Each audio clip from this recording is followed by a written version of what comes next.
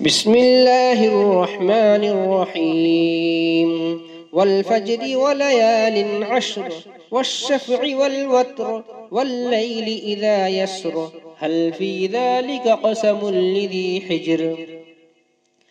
ألم تر كيف فعل ربك بعاد إرم ذات العماد التي لم يخلق مثلها في البلاد وثمود الذين جابوا الصخر بالواد وفرعون ذي الأوتاد الذين طغوا في البلاد فأكثروا فيها الفساد فصب عليهم ربك سوط عذاب إن ربك لبالمرصاد فأما الإنسان إذا ما ابتلاه ربه فأكرمه ونعمه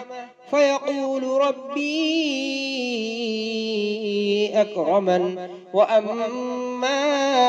إذا ما ابتلاه فقدر عليه رزقه فيقول ربي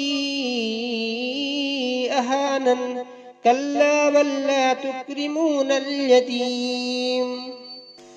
ولا تحاضون على طعام المسكين وتأكلون التراث أكلا لما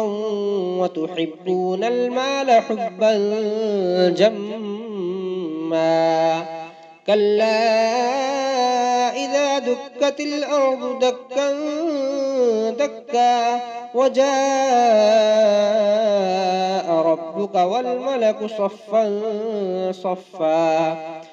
وجيء يومئذ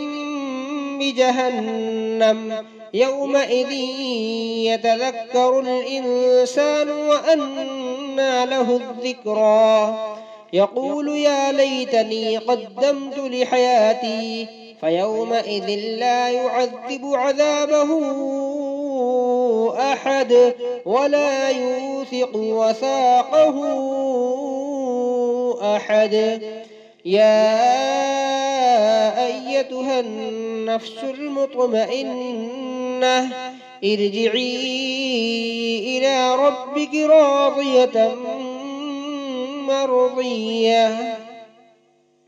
فادخلي في عبادي وادخلي جنتي.